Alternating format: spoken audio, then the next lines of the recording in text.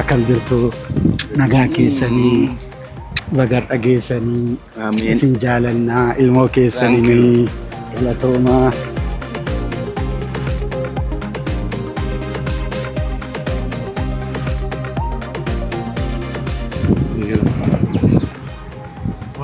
Ngan kun maballeessuu tabboolli fakkii daggataa.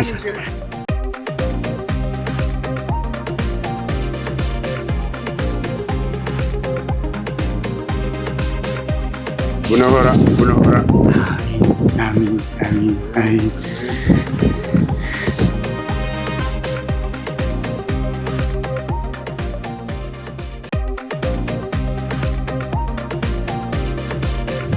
Sinile Kunufis mo. buna.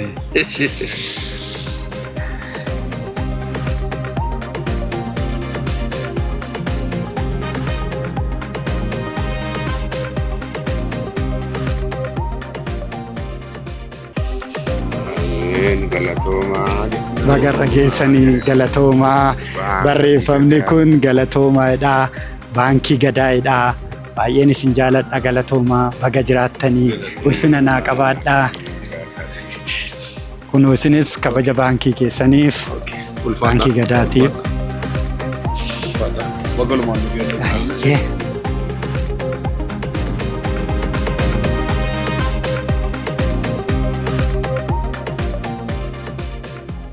Ashamaa harka fuunee akkam jirtu daawwattoota Margaa Show imala gootaa keenya har'aan istiidiyoodhaan ala ba'uudhaan bakkeetti ayyaana Faasigaa jala bultii isin faana kabajaa jirra.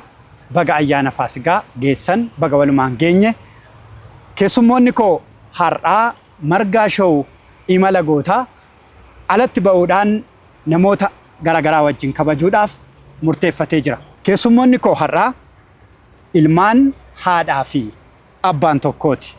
Tokko injiinara bara mootii Hayila Sillaasee qabxii qormaata biyyaalessaa kutaa 12ffaa Itoophiyaa irraa lammaffaa ta'e fiduudhaan maqaan isaanii qabxiin isaaniif reediyoodhaan himame mindaa argachaa barumsa isaanii yuunivarsiitii akka baratan murteessee jira.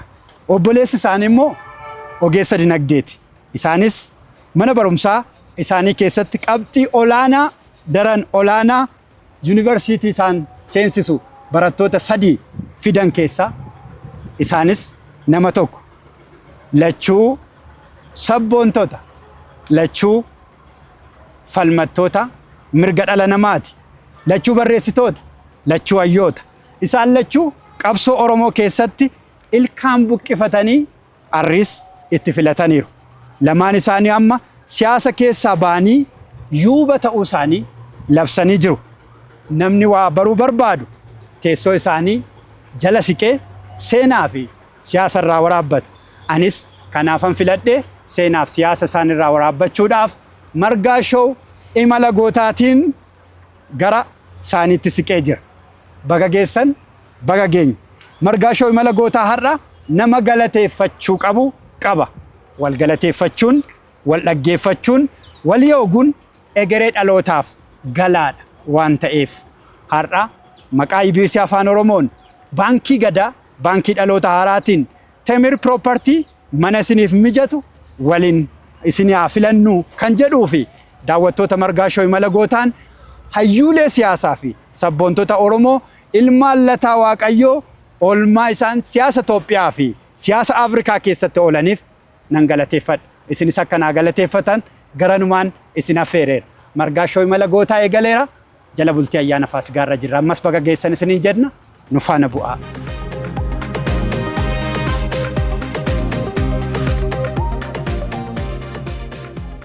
Hayyee daawwattoota Margaa Show imala gootaa keenya har'aatiin namoota gurguddoo seenaa siyaasa Afrikaa fi Itoophiyaa keessatti gahee guddaa qaban haala amma argitan kanaan galatoomaa jenneeraan. Guddaa isaan galateeffachuu barbaanna. Margaa Show imalli gootaa har'a kennaa fi galata qaba. Qabsaa'oon an galateeffadhu hayyuu siyaasaa obbo Leencoo Lataa fi koodee isaanii Abbaa Caalaa Lataati. Warra karaaf garaan tokko isaan dhaabaaf dinagdee siyaasa Oromooti. Warra qaanqee qabsoo Oromoo gara giimiitti jijjiiran. Beelaa fi dheebuun, gidiraaf dhiphuun osoo harka isaan hin kennachiisin akka simbira biyyaa biyyatti imaluudhaan umurii isaanii guutuu qabsoo fi siyaasa Oromoo faana jiraataniiru. Warra faayidaaf osoo hin ta'in qabsoo itti amananiif jiraatan isaan warra qabsoo Oromoo baatanii har'a gaaniidha. Kanaaf galatatu malaaf. Kanaaf galateeffan. Guddaa galatooma ulfaadhaa ispoonsara koo baankii Gadaa, baankii Dhaloota Haaraa guddaan galateeffadha. Mee obbo Leencoo sinirraan ka'a. Inni jalqabaa mee ani warra seenaa keessan jaalatu, warra imala qabsoo isin dabarsitan jaalatu keessaa tokko ani eebban barbaada. Mee akka anas daawwattoota Margaa Show imala gootaas akka naa eebbiftan hin barbaada. Maal jettanii naa eebbiftan? Jiraadhaa milkaa jedha kana caalaa maal hin jedhu. Abbaa Caala. Eebba gaa waaqessi haa eebbisu. Horii buli. Dagaagi. Wanta ati qabatte hundinuu siifa milkaa'u. Umurii dheeraa siifa kennu. Jireenya kee irratti jireenya siifa dabalu. Kana caalaa immoo waaqni si haa eebbisu. Fudhanneera. Guddaa galatoomaa mee amma gara gaafiif deebii keenyaatti ceenee jirra. Eebbi kun kan daawwattoota Margaa Show imala gootaa hundaati kan koo qofa miti. Mee obbo Leencoo namni tokko tokko ijoollee Dambidoolloo birriin akka boqqolloo jedha. Ani immoo ijoolleen Dambidoolloo hin jaalattu roorroon jedha. Maal jettan ijoollee Dambidoolloo akkamittiin ibsitan? Dambidoollootti dhaladhe malee achitti hin guddanne. Adaamaatti hin guddanne. Kanaaf itti dabalee immoo bal'ina qabsoo Oromoo keessa biyyi koo Oromiyaadha malee Dambidoolloo duwwaa miti. Kanaaf akka sanattan ilaala. Guddaa galatoomaa mee edda kaaftanii Adaamaatti hin guddadhe edda jettanii mee Adaamaa maal hojii hidhattan akkamitti hidhattan? Adaamaa bara 60 dhaqe akka faranjiitti.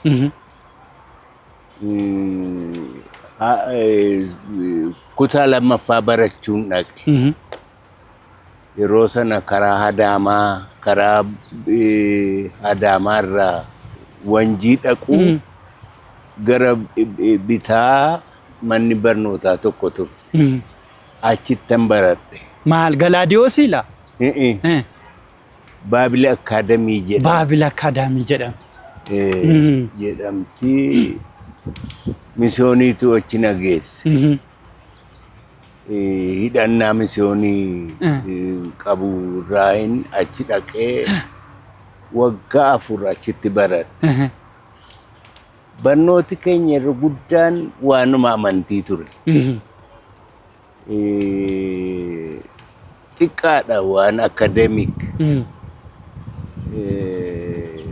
Irra xiyyeeffannaan baabiliidhuma ture jechuun barbaada. Amma misin fayyade jireenya keessan keessatti mee ani obbo Leencoo naamuusaan hin beeka tarii baabilii keessatti guddachuun amantaa faana guddachuun namummaa keessan har'aaf kaleessaaf wanti inni buuse jira.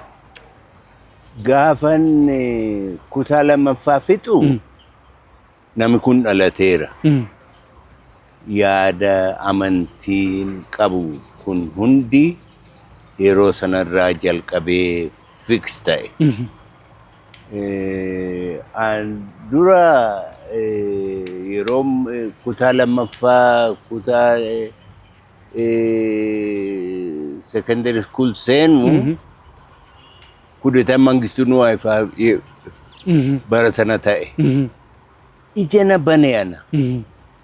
Edaa nu gusicha nu duwwaa miti ka jibbu. Warri isaa wajjin oolanis hin jibbu. Ka jedhurraa ilaalcha politikaa. Booda jabeessinee hojiirra oolchinee na jalqabsiise jechuudha. Baay'ee gaarii. Mee asirratti obbo Leencoo achitti gaafa Adaamaatti barattanii akka guutuu Itoophiyaarraa qabxii guddaa Itoophiyaarraa isa lammaffaa fidee obbo Leencoon jedhanii maal inni yeroo sana mee maal yaadattu hangam fiddan akkamitti yuunivarsiitii seenta? Waan kana guddaa irraa haasa'uu hin barbaadu. Faayidaas hin qabu har'a. Garuu barnootii nuti fudhachaa turre kanumti amantii sunu akka nuti yaannu qaraa ture. Misyooniin wangeeluma nu barsiisan. Akka inni waan akademik sabjektii irrattis dhiibbaa qabaachaa ture quban qaban turan. Kanaaf yeroon kutaa 12ffaa fixe fatanaa yeroo sana fudhatamu ka kifilee 12 sodaa guddaa namni hundiin sodaata. Nama nan kufa jedhee anis shakkee biyyattuu galee biyyatti eegan galee booddee hojii qabadhee misyoonii biratti birrii 150 har'a yaadamuu hin danda'amu 150 Maallaqa guddaadha yeroo sana. akkasitti biyya galee maal hojjechuuf akkan ture amma yaadadhu. Garuu barsiisummaadhuma ta'a. Qonnan jaalladhu garuu fakkeessuu hin jaalladhu.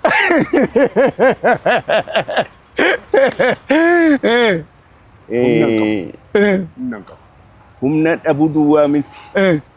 Qonnuman hin jaalladhu. Kanaaf gaaf tokko jara keenya bira fakkaachuudhaaf midhaan haramaa ijoolleen magaalaa natti fiigan. Maal ta'an ijoolleen kun waatu dhalate jedheen itti deeme. Haile Sillaasee Prize Wingo teenaan jedhan. Haile Sillaasee Prize Wingo. Sana jechuun 100 jaanooyitu naa kenna jechuudha. 50 immoo yuunivarsiitiitu naa kenna. Barachaa 150 argachuu wayya moo barnoota dhiisee 150 argachuu wayya ka jedhu falammii inni rakkifne guddaa. Sana booda horii liqeeffadheetiin Shaggar deebi'e. Shaggar deebi'ee saayinsii faakaltii reejistar godhee jechuudha akkasi. Maal barachuu galmooftan? Pre-med medical doctor ta'uun barbaadan ture. Ijoollummaa irraa jalqabee. Kanaaf isan seene sadarkaa yuunivarsiitii yeroon seenu. Waggaa tokko booddee immoo biyya Ameerikaaniin deemee. Akkamitti deemtan? Iskoolarshiippii argattaniitu moo fedhiidhaan moo maaliin deemtan? Nama tokkotu nama na wajjin baratu biyya Ameerikaanii dhaquu ka barbaadu baay'ee. Ani ammasis interesting qabun ture. Inni wajjin apply goonu jedhee apply goonee yeroon first year university baradhu annan filamee inni hin filamnee dhiibbaa guddaatu narra godhame egaa biyya Ameerikaanii dhaqee ka jedhu. Kanaafin pre-med kiyya dhiisee biyya Ameerikaanii dhaqee engineering barachuudhaaf. Engineering. Maal gosa engineering? Engineering yeroo sana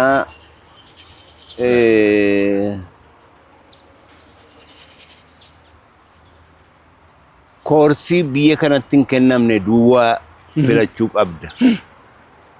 Akkasittiin chemical engineering filadhee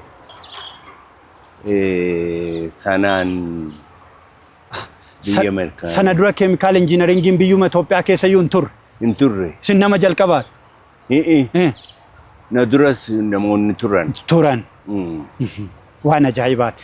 Sana booda Ameerikaa deemtanii yoo akkam taatanii das deebitanii barattanii fixxanii.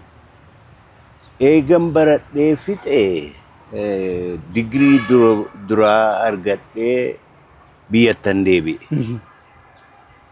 Biyyatti deebi'eetin dura Asab Refinery hojjechuu barbaadee achi dhaqee yeroo laalu namni machooftuudha. Namni machooftuudha. Maal jechuudha? Hojiirraa baanaan biiraadhuma dhuguudha. Hegeree kiyya yeroo laalu hegereen kiyya kana ta'a. Achi dabalamuun hin hafu booda. Kanaaf itti dhiisee Shaggari deebi'ee sukkaara waggaa tokkoof danfise. Sukkaara? HBA. Wanjii kan? Wanjii shawaa Mataaraas hojjedhee waggaa tokkoof sukkaara danfisaa bahee. Sukkaara danfisuu jechuun maal jechuudha obbo Leencoo? Sukkaarri kun yeroo muramee shankooraan dhufu hin cuunfama. Cuunfamee about 120 sukkaarri. Irra guddaansaa bishaani. Bishaan sana irraa baasuudhaaf hin danfiftaa jechuudha. Danfifteetu crystallize gootaa. Crystallize gootee programmiin isaa dheeraadha. Akkasitti waggaa tokko sukkaara danfisee jechuudha. Ajaa'iba! Kan isin daawwachaa jirtan Margaa Show imala gootaati. Ammas irra deebi'uudhaan baga jala bultii ayyaana Faasigaa geessan isiniin jenna. Namoota gurguddoo seenaa siyaasa Afrikaa fi Itoophiyaa keessatti gahee guddaa qaban wajjiniin imalli gootaa keenya har'aa jira. Ammas nu faana bu'aa.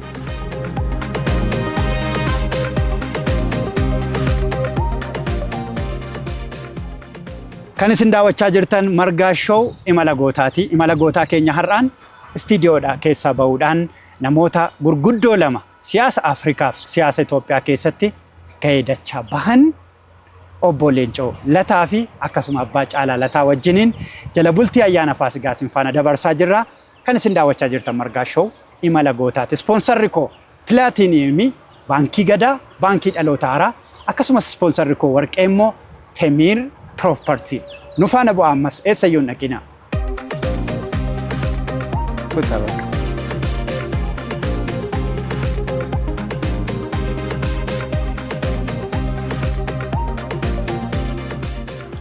Ulfaadhaa. Harrii kana nuuf fiddanis.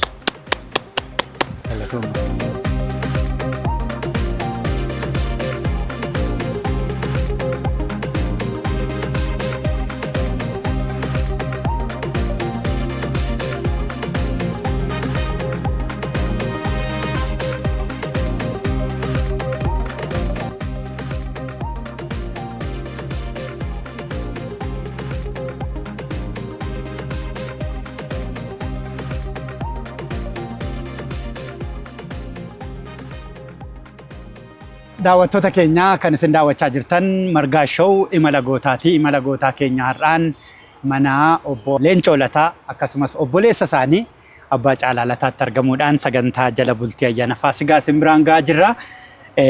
Amma gara keessanitti dhufu. Obbo Leencoon ammam isin dursu? Achirraa kan.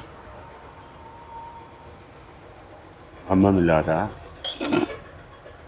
Waggaa anaaf isa gidduu nama lamatu jira. Nama lama jira. Waggaa 10 ta'a. Eenyutu irra dheerata? Hojjaa naannoo hangafa. Bareedumaanoo. Namatu irra hangafa. Hojjaadhaan naannoo Wal fakkaatani baay'ee. Guddaa galatooma. Mee isinoo amma obbo Leencoo irraa waan baay'ee kaafne namoonni baay'een obbo Leencoo gaafa maqaan ka'u siyaasaan maqaan isaanii dhahama. Garuu siyaasa duuba jireenyi isaanii siyaasa duuba maal akka baratan maalitti akka jiraatan namni baay'ee yeroo kaasu hin dhageenyu. Isinis akkamittiin gara isaanii deemtan jechuutti booda dhufna. Mi mana barumsaatti maal yaadattan? Beetel Dambidolloo. Mana barumsaa kana ni beeka sirriitti keessa bunaan guutuudha nan jaaladha mana barumsaa. Ana kiflii takka jalqabee amma 12tti achuma Dambidollootti baradhe. Elementariin bara sana yeroo nuyi baranne systemiin educationii 8-4-4 ture. Elementary amma 8tti. So amma 8tti baradhe achumatti ministry fudhadhe nin darbee bara ani high school seenu na duree waggaa tokko high school achitti jalqabe.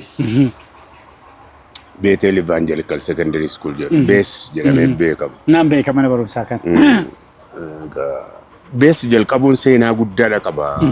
Maaliif warri faranjoota misiyoonoti yoo mootummaan kiflii 6 ga'e isaanis kiflii 6 malee dabarsan. 8 ga'e 8. Ana ammoo abbootiin keenya maaliifitu high school asitti nuun bantanii jedhanii falammii meeqaan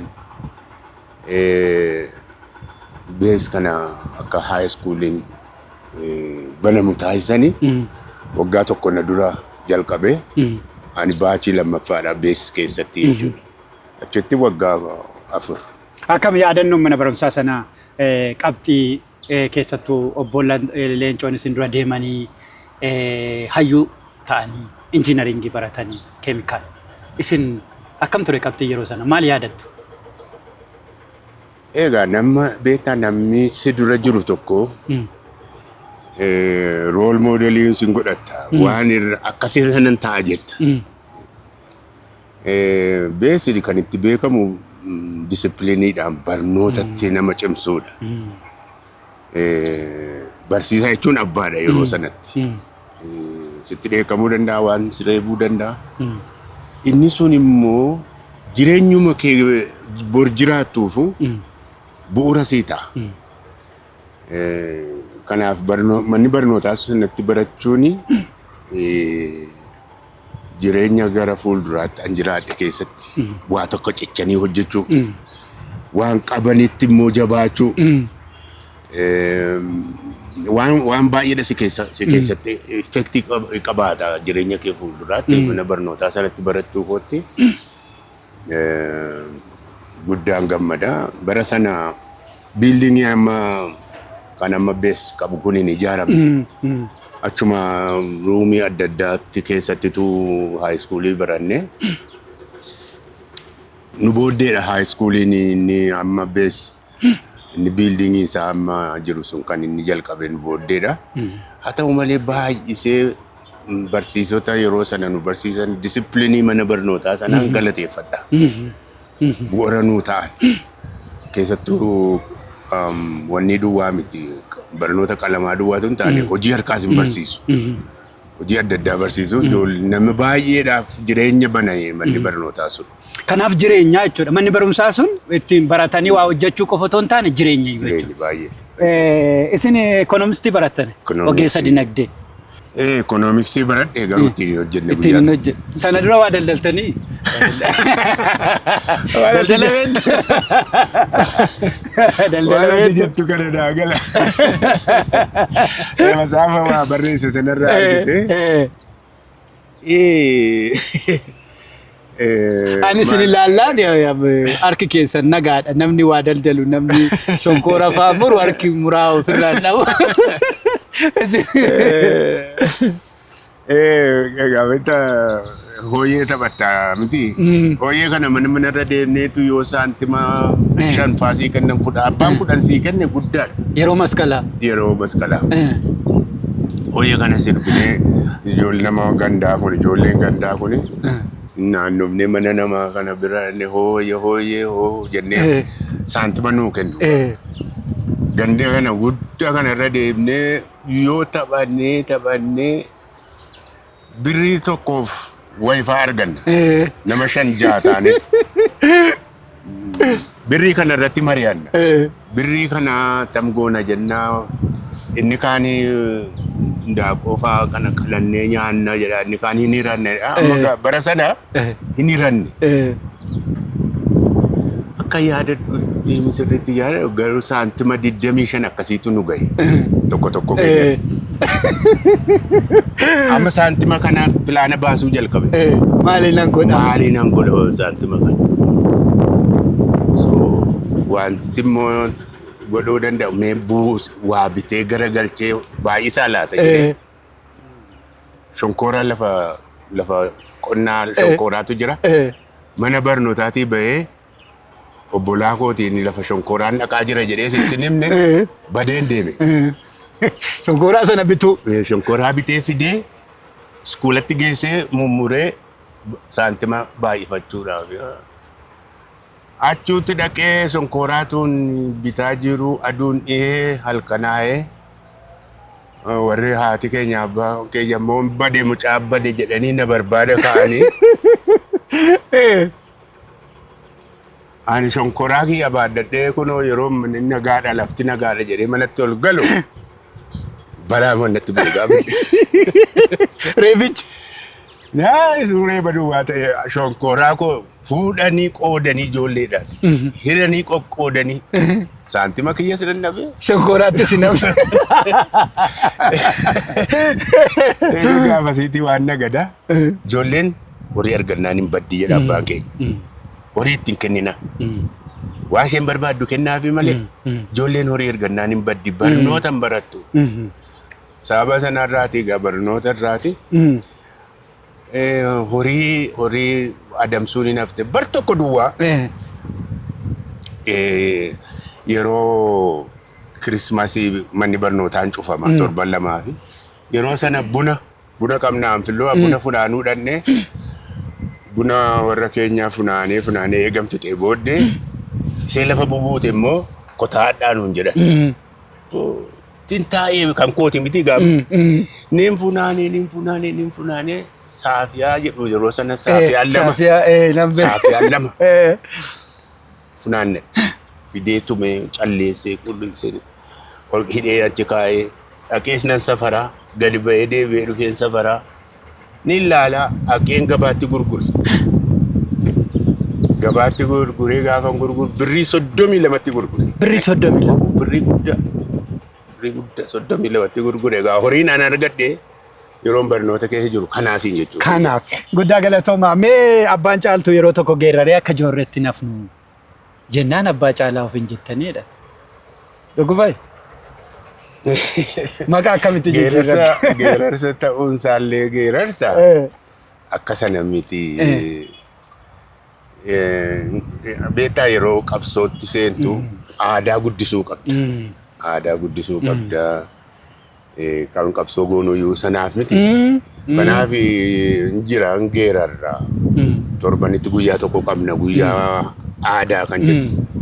Achirratti abbaan waan arge geerara. Gurbaa takka jiraanni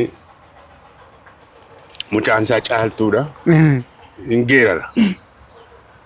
Abbaa caaltuu jedhee geerara. Yaadattu amma waan isaan geerara Yoosef. Yaadattu. Tole. Amma inni geeraree jennaani abbaan caaltuu geeraree abbaan caalaa dhiisaaree jedhee harkaa fuudheen geerare. Abbaan caaltuu geeraree abbaan caalaa dhiisaaree jedheen geeraree akkuma namatti jettu kana faasi jedhee achumaan maqaa kana naa bahe jechuudha. Abbaa caalaa jedha. Abbaan caalaa kun naa bahe. Akkasitti walirra bu'ee. Otoo ilma dhalchitan eenyu baaftuuf? Moo dhalchitan? Caalaan mataa qaba. Caalaan mataa. Amma yoo caalaadha. Mucaan koo ilman qabu. Ilmi keessan caalaadha maqumti isaayyuu? Maqaan isaa caalaadha. Baay'ee jaalladha. Maaliif ta'e inni immoo bara hundargiin kufee biyyatti deebine naannoo Naqamtee kanan ture. Naannoo Naqamtee sanatti yeroo nuguseen nu ajjeesuudhaaf baay'ee onni ta'u tarii yoon du'e hin beeku jedheetani dubartii tokkotti wanni hiikee mucaa garaa godhatte. Mucaa garaa godhattee gara ji'a jahamo sad torbanta isa dhumaa kana hin arge achi nan deeme gaa bosonatti galee shafannee qabsootti seente qabsootti seene waa mucaa kanaan iyyaafadhe eeganachi bahee hiriyaa koo tokko jira eegan baheenii akkam ta'een beeka gurbaan hiriyaa kooti sunis akkam ta'ee wanti sun yennaani dhalateera mucaa ilmaatii naan jedhee naa barreesse. Naa barreessee naan dhufte egaa mucaa ilmaatii. Amma yeroo sana Jibuutii jirra. Gara Kaartumitti hin dabarne. Achi eega Kaartum geenye ammas immoo xalaa barreessee fi attamne mucaan sunii jedheen gaafadhe.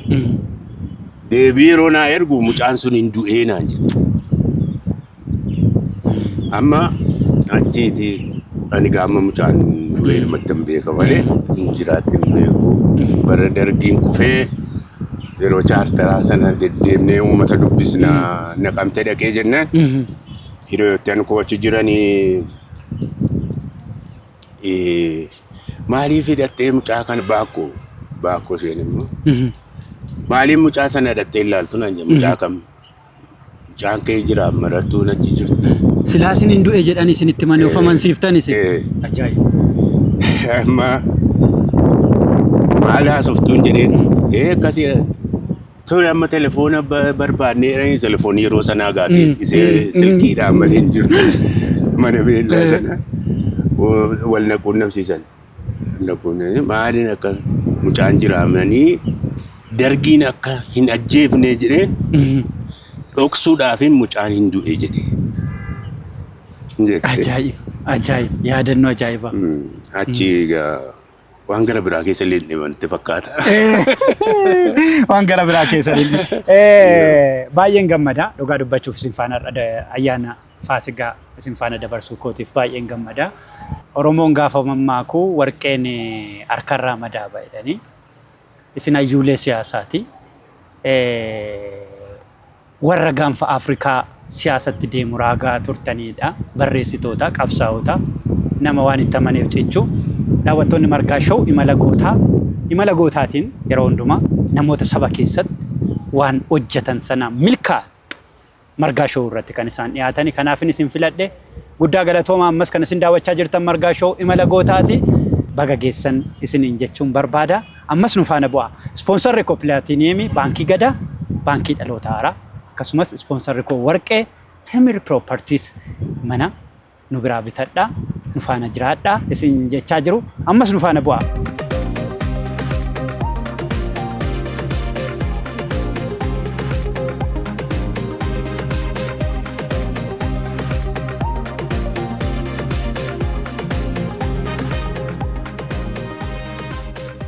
Baay'ee daawwattoota keenyaa ammas irra deebi'uudhaan baga jala bultii ayyaana Faasigaatiin isin ga'e jenna. Turtiin keenya hayyoota siyaasaa wajjin jirru ammas itti fufee jira. Mee dura waa kakkaasaa turre obbo Leencoo gaafii tokko wayin isin gaafadhaa. Siyaasa Itoophiyaa kana keessatti mee sabboonummaa saba Oromoo qobaatti baasanii sabboonummaa barsiisanii jabeessuun kun isin hin rakkifne biyya guddaa kana keessa qobaatti Oromoo fuutanii Oromoo guddistanii siyaasa guddaa biyya kanaatti dabaluun amma isin rakkise yeroo sana maal yaadan? Gaaffii gaariidha. Tokkoffaa namoonni dhaloota keenyaa hedduun politikaatti seenan. Mooticha Haile Sillaasee mormuudhaaf sanarratti wal ta'e hundi. Garuu booda karaatu adda mammaqe. Warri tokko gaaffiin Itoophiyaa gaaffii gitaati. Gita yoo rakkina gitaa furre rakkinni sabaas hin furamaa. Ka jedhan kun EPRP ma'isoon ta'an. Nuti warri garuu hiriira sabootaa jabeessuu irratti murteeffanne gaaffiin sabaa of danda'ee furmaata argachuu qaba ka jedhu. Yeroo sanaa Oromoon hedduun EPRP yookaan Ma'isoon ta'e. Bicuu lakkoofsa baay'ee xiqqoo tokkotu waan booddee adda bilisummaa Oromoo ta'e kana hordoftee jechuudha. Falammii guddaatu deeme qabsaa'ota gidduutti. Falammii sana ka rakkina guddaa ta'e. Rakkattan ka jette dhugaadha. Rakkina guddaa kan ta'e garuu namoo daaddaa keenyaati. Dhiphaa nuun jedhanii akkamitti akka dhiphannis naaf hin galle uummata bal'aadhaaf haasofnaa. Kalammataa guddaan dammaqinsi Oromoo iyyuu baay'ee xiqqaa ture.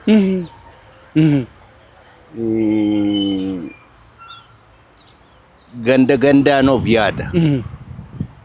Mootummaan Haayile Sillaasee wallaggummaa, harargummaa, baalummaa, shawummaa guddisuu yoo akka sana ta'e Oromoon hin faca'a ka jedhurraa kana hojii kooti jedhanii babal'isan. Sanarra tarkaanfannee nami Shawaas, nami Wallaggaas, nami Harargees, nami Baalees walitti dhufee akka sochiin Oromoo waal ta'e tokko ta'e tokko sochoosuun hojii taphaan ture. Kanaaf waan garagaraatti fayyadamne. Fakkeenyaaf maal faa yaadattu? Amma fakkeenyaaf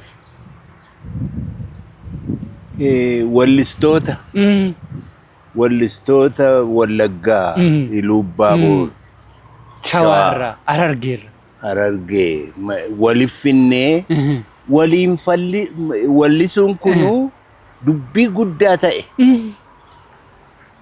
Dammaqiinsa tokko Oromoodhaaf horee mootummaanis caalaa rifata. Ma'isoonfaanis caalaa rifatan. Waan isaan hin danda'amu jedhamu hojiirra oolchuu jalqabne. Booddee gaafa qabsoo hidhannootti seenne Wallaggas, Harargeenis qabsoo hidhannoo irraa qooda fudhachuun waaltummaa Oromoo sana gaddeebisee gadhaabee jechuudha. Ammasuma. Baay'ee ajaa'iba. Mee kan biraa obbo Leencoo sirumaa namoonni tokko tokko warri siyaasaa yoo dubbatan sirni mootii bara 1960 dura kufee sana booda keessaa hayyoonni Oromoo dhaaba fe'an keessayyuu jiraatanii tapha siyaasaa biyya kanaa kan gaggeessaa ture ilmaan Oromooti, beektota illiitii Oromooti jedhu namoonni baay'een. Isin maal jettan? Jechuun mootummaa Itoophiyaa sadarkaa garagaraa keessa Oromoonni turan. Oromoo bakka bu'anii achin teenye garuu Oromoo haaluudhaan guddatani malee Oromoo bakka bu'uudhaan hin guddanne. Guddachuuf Oromoo haaluu qaban. Oromoo irratti hojjechuu qaban. Kanaafi amma Mangistuu Hayilamaariyaam akaakaasaa maqaa dhahuudhaan Oromoodha jedhan Yilmaa Dheeressaa namoota akkasii maqaa dhahu. Jarri kun garuu Oromoo bakka bu'anii Oromoodhaaf falmuudhaaf achin teenye. Na ajaa'ibu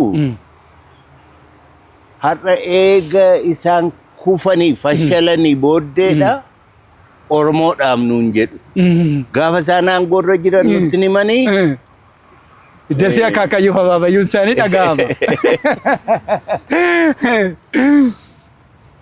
Hangasuma. Baay'ee galatooma. Mee kan biraa amma wanti naraa jee obbo Leencoo isin mana amantiitti guddattanii duudhaa amantiirraa waan baay'ee akka barattan naa kaaftanii takka immoo amantumayyuu dhiisanii amma weelluudhaan nama jabeessuu aartistoota walitti fiduu amantiin keessan akkana hin eeyyamne nan beekaa. Komiitimentii akkasii murteessuuf gaafa deemtan fakkeenyaaf gaazexaa Bariisaa duuba akka jirtan quban qabaa. Sagalee reediyoo duuba jirtu jedhama. Mee isaan kana irrattis waan dubbadha. Amantiin akkanis itti hubadhetti aadaan dhorku. Keessattuu aadaa Oromoo hin dhorku. Sana namoonni garii akka sanatti hiikkatanii aadaadhuma Oromoo irraa fagaachuudhaaf sababa waan godhataniif malee hin dhorku. Galatoomaa guddaa kanarra isin hin dadhabsiisu.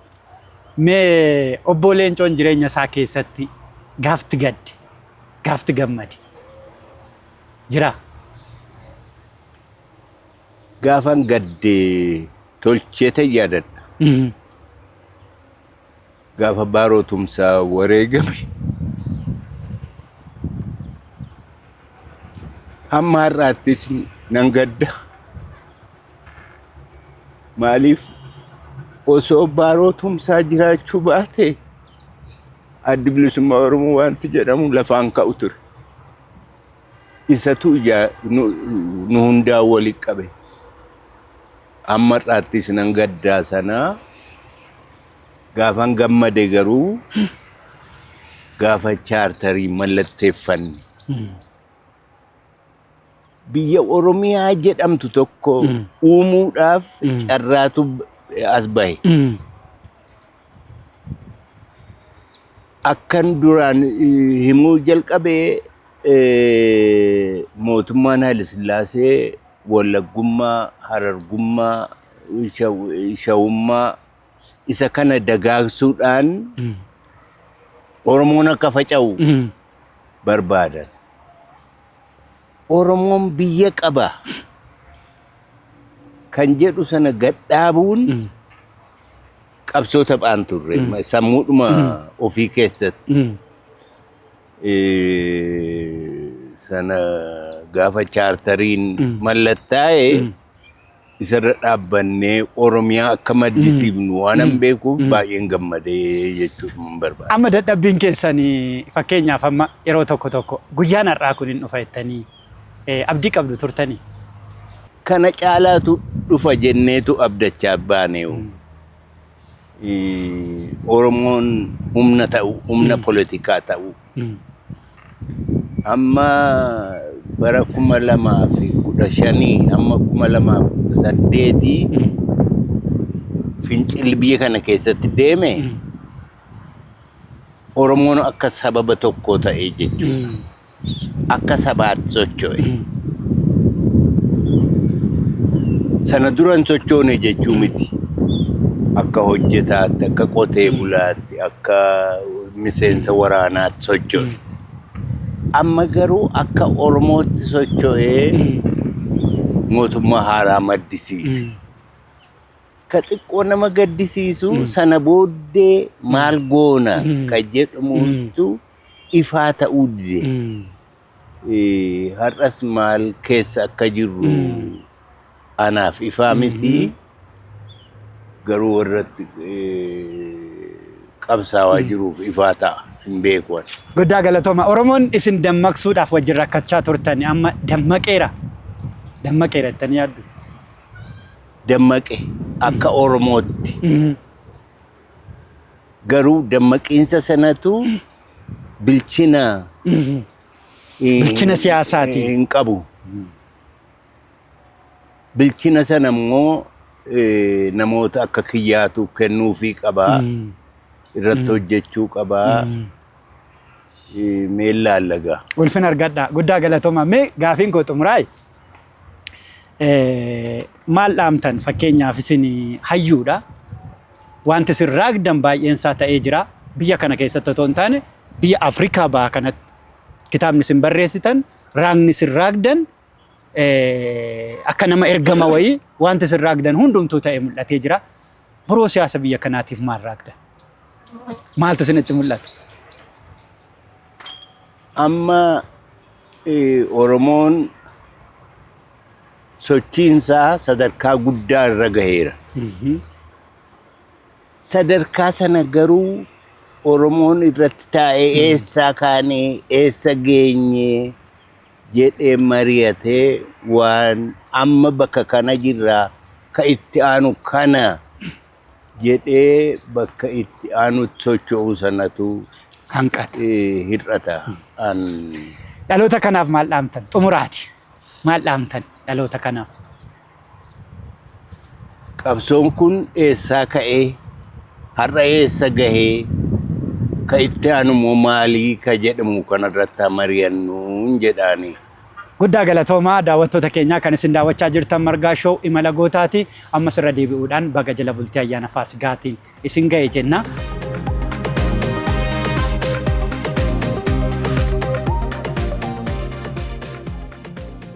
Gara keessanitti an deebi'a Abbaa Caalaa. Isin akkamitti siyaasatti seentanii? Wayii dhiibbaa isin irratti uumanii obbo Leencoo? Moo rakkoo Oromootu siyaasatti isin galche? Siyaasaan guyyaa akkasii na seente jettee guyyaa murtee fi kaa'uu hin dandeessu. Jireenyuma kee keessattitu naannoo keessatti guddattu keessatti akkaataa hubannaati kee dabalaa akka deemuun siyaasaa keessa si galcha malee obboleessatu yookaan obboleettiitu wanni keessa nama galchaa miti. Waan namarra ga'u, waan sabarra ga'u, waan biyyarra ga'u gaafa argaa deeman? Obbolaan iddoo dhaaba adda addaa keessa waliin jiran arginee kaan Ma'isoon keessa jira, kaan OLF keessa jira, kaan EPRP keessa jira. Namaa miti. Amma dhalootuma keerraa kaatee wanta dhageessu waan haala abbootii kee dhagaa guddattu.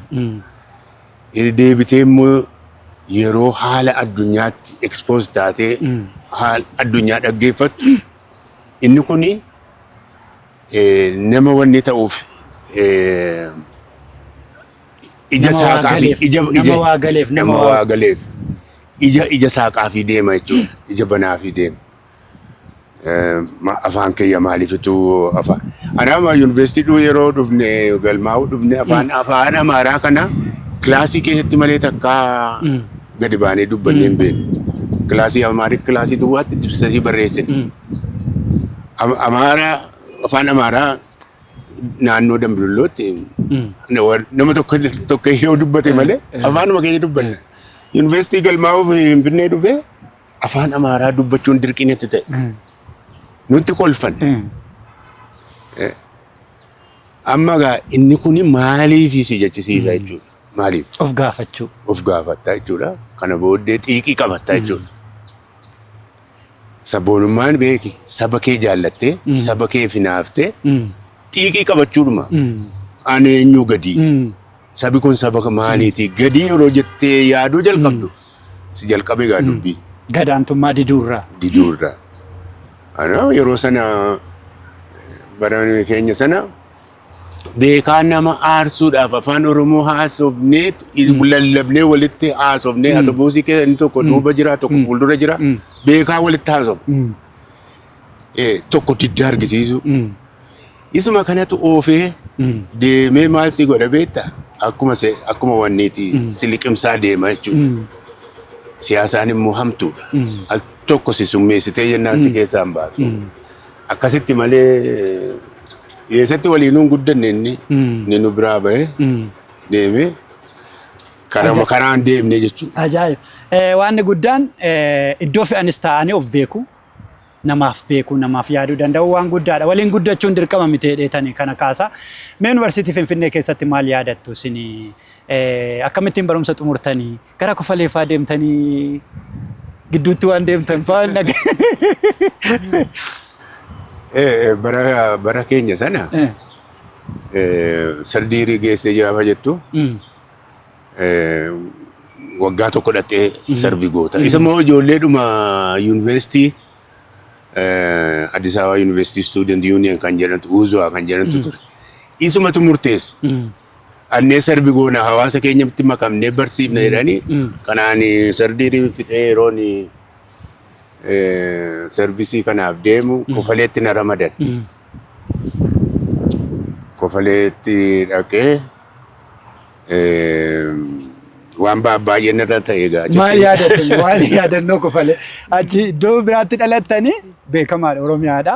Garuu immoo iddoo tokko gaafa dhaqan waan namatti jijjiiramuu danda'a, aadaan namatti jijjiiramuu danda'a, siyaasni namatti amantii ta'uu danda'a. Maal yaadattu Kofalee irraa yaadannoo akkamii qabda? Egaa Kofalee achi akka naqeen barsiisaa kibilii 7-8 barsiisa.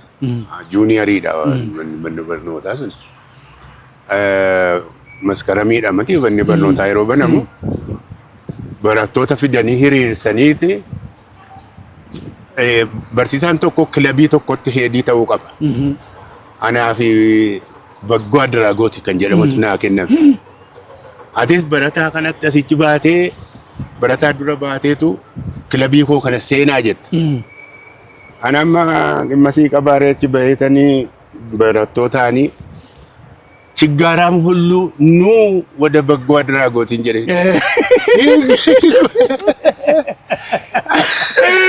ችጋራሚን አናፊ ነመረከቴ ደበለ ነመቤለ ዋንቲ ኩን ረኮ አፋኒትሌ ቤካበ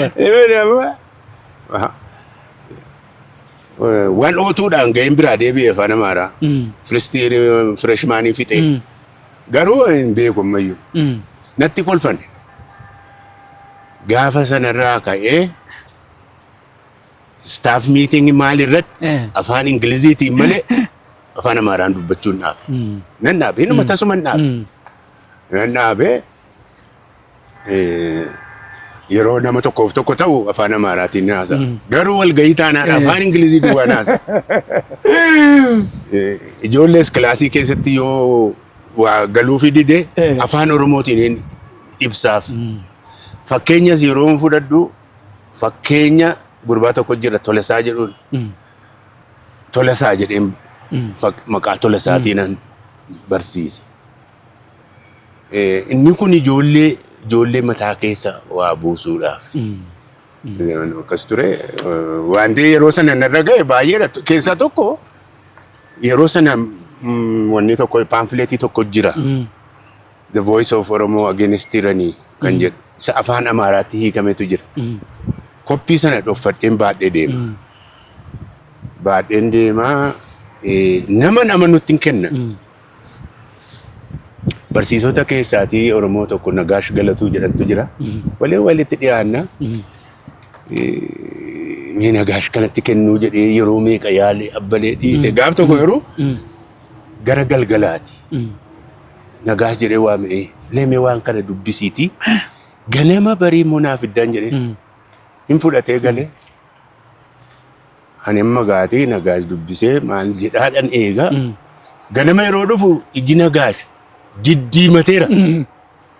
Nan badeen jedhee aareera na balleessuu isaati jedhee amma yeroo bireekiidhaati attamittiin dhaqee gaafadha. Kana booddee dhaqee barbaade Nagaash maal taateen jedheen tawani baafkinaan jedhe maal altanyaa hummaa ta'a. Maal si galabbit noo yaadadhu. Inni waan sanidha halkan guutuu harkaan barreessaa bulee amma gaafan kana dhagahuu lorqeerraa ganna buute jechuudha. Waa dabarfadheera waan na keessa jiru qoodadheera nama biraa irratti. Guddaa galatoomame gara xumurootti deemuu jirra.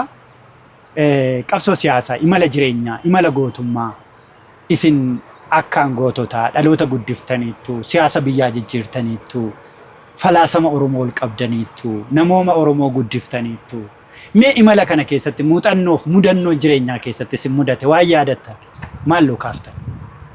Maali gaa wanti nu mudanne hin jiru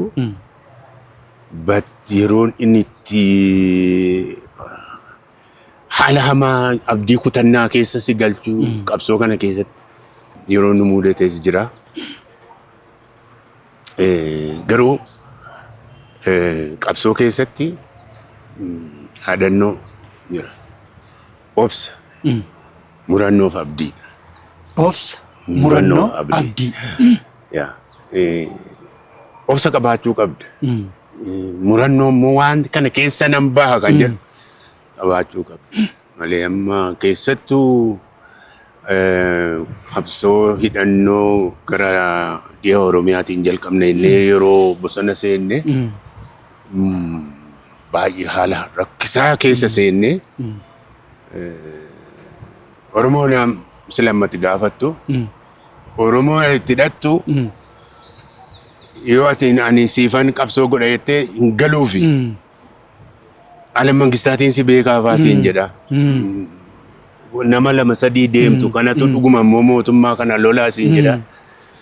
Sana irratti dhufee summii sanaan wanni ta'uu dhufee namooti hammi sun nurraati yeroo summii sanaan miidhaman namni hafne. Yeroo sana achi turtanii isinis yeroo summii namaa laatan kan. Eegaa nama 14 taaneetu bobbaanee wal qoonnee bakka tokko gartuun tokko 8 gartuun tokko 6 gartuu warra 6tu hoogganaa gartuu warra 8 daawwitu hooggana. Isaan naqanii summiitti turanii nu immoo karaa kan biraatu hojiirra deebinee haala hamaadhaa isin jechuuf hin jedhe haala akkasii faatu egaa kun kan keessa bahuudhaafi amileen kee kan laaftu kan waanuma xiqqootti abdii kutattu taatee naani itti fufuu hin dandeessu. Sana yeroo sana baay'ee haala ulfaataan quunname keessa qabsoo keessatti moo ijoolleen miseensotillee injifamanii loojistikiidhaa fi hojii adda addaa fi Sudaan keessatti daangaarra turanii gaafa kana dhagaan nu ganan hammi hafne xiqqaa dhagaa. Hammi hafne kun boriif kana keessaa ni baana ni guddanna jenneetu laal utuu abdiin kutatiin nyaata hin jirre maal hin jirre sana keessatti lafa abdiin hin jirretti abdii horachaa keessa baanee gaafa Daawudin wanni irraa hafe 87 yeroo nutti deebi'u nuyi sadarkaa birgeediitiin waraana ijaaruu geenye. Hin jiru kan jedhametu hojjechuudhaan wal gargaaruudhaan amileedhaan hojjechuudhaan abdiin hojjechuudhaan deebinee humna sana humna guddaa taasifne. Waan ajaa'ibaa. Mee hin baana gaa siyaasa keessaa silaa osoo haasofne waan baay'ee haasofna garuu immoo guyyaa ayyaanaa waan ta'eef baay'ee namatti siyaasa haasofnu. Abbaa Caalaan nyaata keessaa nyaata akkamii nama keessaa nama akkamii jaallata?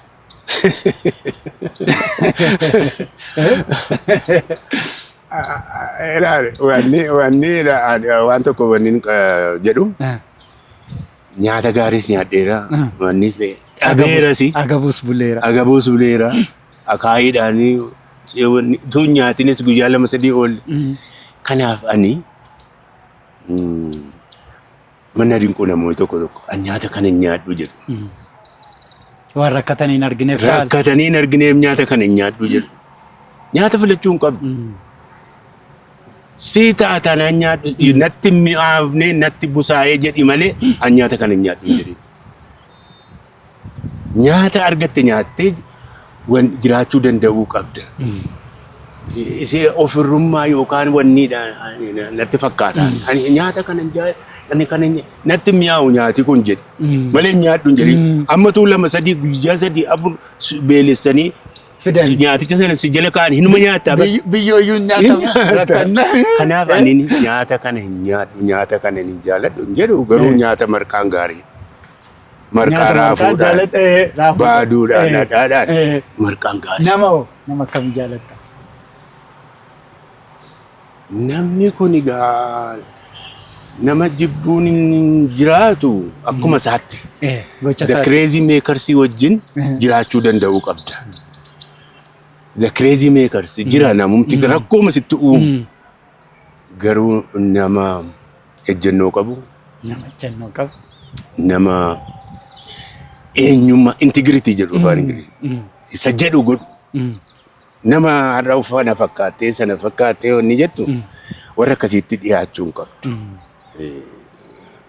Kanatti waliin yeroo kee dabarsituu qabdu isa warraa bartus isa yoo barsiiftee sirraa fudhatu ta'uudhatu qaba malee isheen har'a dhaabbattee teessu taaltu hin taatu. Irraas immoo hin baqattu. Irraas immoo hin baqattu. Abbaa Caalaan dhaloota kanaaf maal dhaaman? Bu'uurri rakkoo meeqaan bu'e kuni hundeen ijaarama Oromoo tokkummaa Oromoo sirna gadaadhaanii fi aadaa isaarratti ijaarame kuni qiinqaniin itti seente daanoo itti seente horfitee akka hin laaffifne hin badaa miti hin laaffifne dhalooti kun jabaachuu qaba. Bu'uura sana waan adda addaa Oromoo qooduu danda'an baay'ee jiran. Amantiidhaan, naannoodhaan, aadaa waan meeqatu isaan kana irraatii dhalooti kun of eeggachuudhatu qaba.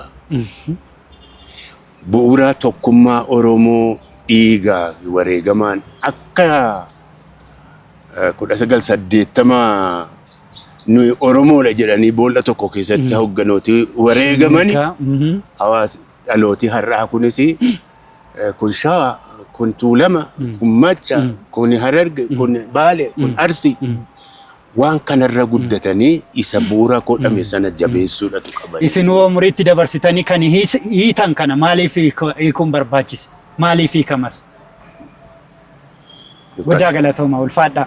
Hayyeen daawwattoota keenyaa kan isin daawwachaa turtan Margaa Show imala gootaati. Imala gootaa keenya har'aan hayyoota gurguddoo faana dabarsineerra. Amma immoo baankii Gadaa bakka bu'uudhaan baankii Gadaa baankii dhaloota haaraa nu faana qe'ee nama guddaa kana kan dhufan obbo Faxxanee Alamuu guddaa galatooma. Obbo Faxxanee Alamuu mee har'a Margaa Show imala gootaa qe'ee namoota gurguddootti dabarsaa jira. Dhaamsa isin qabdan maal dhaamtaniif isaaniif daawwattoota Margaa Show'f?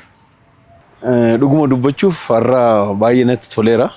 Maaliif warra karaa nutti argisiisanii daandii dheeraa deemanii akkuma sabaatti akkuma biyyaattu hayyootadha. Waan baay'ee jalqabbii irraa qabanii warra akkasii nu keessumsiiste isaan kanarratti hirmaachuun baay'ee natti toleera. Kanaaf anis kanin jedhu gara fuulduraas taanaan hayyoota keenyarra barachuu waan guddaadha. Dhaloonni amma jiranis dhaloonni kana booda dhufanis wanta hayyoota kanarraa waan ta'e kana fudhatanii gara fuulduraa deemuudhaaf hundumti keenyayyuu qophii godhachuu qabna kan jedhu nan qaba. Kanaaf ani atillee akka wantoota akkasii kana wanta gurguddaa filatteedha kan waan godhaa jirtu atillee uummata kanaafuu galata qabda kan jedhu nan qabaa jechuudha. Kanaaf baay'ee galatoomachuu barbaada. Ulfina argadhaaf buufattan mee kaayyoon baankii Gadaa maali? Baankiin Gadaa maali keessayyuu kan isaan qabsaaniif siyaasa qofaaf otoo hin taane Oromoon dinagdeen akka jabaatu, dinagdeen isaa akka jabaatu, dorgomaa akka ta'u qabsoon isaanii inni jalqabaa isa jedhee yaada. Dhaloonni baankiitti akka fayyadamu, dhaloonni dinagdee keessatti akka sochii godhatuuf kaayyoon keessan maali? Baankiin Gadaa maal hojjeta? Galatooma ammallee kan jechuu barbaannu dhugaadha. Siyaasni dinagdeetiin utubamuu qaba. Siyaasni tokko dinagdeetiin utubamuu qaba.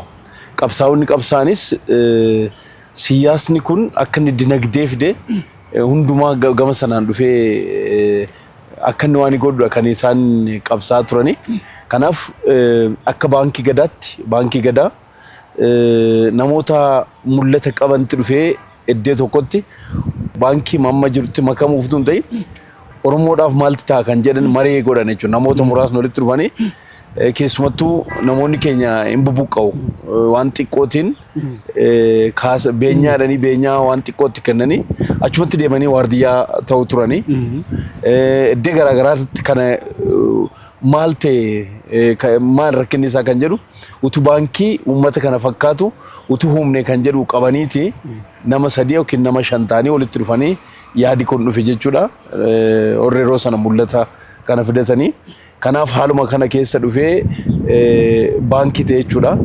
Kan si dhibu keessa baankiin kun amma nama 32,000 olti dhufee baankii gadaa kan ta'e nama 28 ture yeroo sana yeroo hundeeffama isaa amma naannoo 32,000 ol ta'e iddoo hundarraa Oromoo lixaa baa kibba kaaba giddu galeessa olitti kan fidedha baankiin kun jechuudha. Kanaaf baankiin kun namni hundumtuu yernaa waaniidhu baankii isaadha jechuudha. Baankii isaadha. Hawaasuma dhufee baankii akka ta'u godhe erga baankii ta'e immoo deebee garuma hawaasaa deemee jechuudha. Amma iddoo hundarraati baankiin kun amma qallamitti irraa qabnee amma mooyyaalee ga'utti iddoo godina hunda ol geessuudhaaf yaalii godhameera. Giddu galeessas yaalii godhameera. Amma yartuu waggaama 3 kana keessatti erga hundeeffamee waggaa 3dha. Waggaa 3 kanatti biraanchii 112 naannoo 112 oli 3 yema fudhatee gara 115 oli waanii keessa galeera jechuudha. Kanaaf kana qofatu hin ta'in yerooma gabaabaa kana keessatti kisaaraa keessaa ba'ee bu'aa keessa yeroo duraadhaaf baankiin adda kan isa godhu bu'aa keessa galuudhaan waggaa tokko booda already gara bu'aatti galeera. Yeroo darbeeyyuu akkuma hundumtuu beekamu dividend yookiin immoo waan irraa argamu qoodinsa keessa galee namni sana keessa galeera. Kanaaf baankiin kun kan inni adda isa godhu waan baay'ee of keessaa akka inni qabu seenaa baankota 32 keessa baankii hawaasummaa kan qabu baankii gadaa qofadha. Egaa akkuma waan mataa isaa qaba. Maaliif uummanni keenya sababa garaagaraatiin dinagdee irraa fagoo ture. Amma dhufee walitti waan gochuudhaan leenjii garaagaraa gochuudhaan akka sammuun isaa dammaqu akka inni gabaa keessa galu gochuu keessatti iddoo garaagaraatti godina garaagaraatti iddoo duratti maqaadha jechuudha. Amma fageenya deemne uummata keenya illee gama sanaan leenjisaa jirra waan ta'eef uummanni keenya gama dinagdeetiin ka'uu qaba, socho'uu qaba. Dinagdee malee siyaasni dinagdeetiin utubamuu qaba. Kanaaf baankiin kun isa keessaa tokko waan ta'eef hundumtuu qixxa hundaatiin qixxa baankii gadaa wajjin hin dhufee baankii isaa kan akka inni kunuuneeffatu akka inni guddifatu deebi'ee akka inni waliin hojjetu kanan jechuu barbaadachuu barbaada. Guddaa galatoomaa kan biraa mee xumura irratti duudhaan gadaa namumna qabu namumna dhabe harka qabu deeggaruu nama bira dhaabbachuu ayyaanatti namni akka alallaalle gochuu kanarratti wantoota isin hojjettan jira baankiin gadaa. Dhugaa harka qalleeyyii hin qaba. Maaliif hawaasa keenya keessa hawaasa garaagaraa kan jiru kan of danda'ee deemu jira dinagdeetiin kan immoo waan tokko kan nama san deeggarre baay'ee qaba hawaasa kana keessa. Hawaasa keenya keessa immoo deebinee ilaaluu qabna. Kanaaf sababa ayyaana Faasikaa sababeeffachuudhaan sababa Idaal Faxir yookiin tsoomii hiikaa kan musliimotaa akkasumas sababa garaagaraa hundeessuudhaan hojii hojjetaadha kan jiru jechuudha. Keessumaa harka qalleeyyii kan ta'an jechuudha. Fakkeenyaaf yoo fudhannee yeroo gabaabaatti fudhannee ilaalle bara darbee yennaa hiikaa tsoomii kan warra musliimotaa godina Walloo irratti magaalaa Kamiseetti dhagnee warra harka qalleeyyii kan ta'an daakuu zayita kan akka tamiraa kan akka isaan fayyaduu danda'u naannoo sanatti bulchiisaa saba Oromoo kan ta'e achitti isaan duukaa dabarsineerra jechuudha. Warra harka qalleeyyii ta'an duukaa dabarsineerra. Deebinee immoo kan Faasikaa yookiin kan du'aa ka'uu gooftaa keenya Yesuus Kiristoos sababa godhachuudhaan magaalaa Naqqamtee uummata keenya achi jiran harka qalleeyyii ta'an wajjin dabarsineerra. Haala kana barana immoo naannoo Harar deemuudhaan ciroodhaan tsoomana warra kan musliimotaa warra harka qalleeyyii duukaa dabarsineerra. Akkasumas immoo Jimmaa irratti immoo deemnee yennaa tsoomana hiikamu oliin hiikumsa keessatti qooda fudhateera. Ammas immoo guyyaa 3 dura jechuudha. Amboo magaalaa Amboo irratti warra harka qalleeyyii ta'an uummata keenya duukaa dhaabachuudhaan bara kanas waan gooneerra. kana qofatu hin ta'in saba garaagaraatiin biqiltuu dhaabuu keessatti magariisa waan hundeessuu keessatti magaalaa Finfinnee keessatti immoo kan Oromoo kan fakkaatu Gootiraa Talent Center kan jedhamu magaalaa Finfinnee keessatti kan qixxa kananillee uummata kana duukaa dhaabannee gadaa kan fakkaatu magaalaa Finfinnee keessatti uumuudhaafillee waan goonerra isa qofa miti. Booranillee naanni ongeen isa rukkutu even utuu baankiin ta'in durallee baankiin kun bakka sanallee ga'ee uummata sagama sana jirullee yaadateera. Qixxa garaagaraatiin waan isaa kana duukaallee ba'uudhaaf waan mataa keenya ba'aa jirra jechuu barbaadeen. Obbo Faxxanee Alamuu guddaa galatoomaa kan isin daawwachaa turtan Margaa Show imala gootaati. Qophii keenya har'aaf jenne asumatti xumuruudhaaf jirra. Obbo Leencoo Lataa hayyuu siyaasaa Afrikaa akkasumas abbaa Caalaa Lataa rabbi umurii isin haa kennu galatooma jiraadhaa umuriin isin haa wammasi hanga ammaatti kan isin daawwachaa turtan Margaa Show imala gootaati. Ispoonsarri koo Platinum baankii Gadaa baankii dhaloota haaraati akkasumas ispoonsarri koo Warqee immoo Tamir Property dha mana ijaarraa koottaatti galaa isiniin jechaa jira. Guddaa galatoomaa fayyaa ta'a torban nagaa ayyaana nagaa isin haa ta'u. Fayyaa ta'a.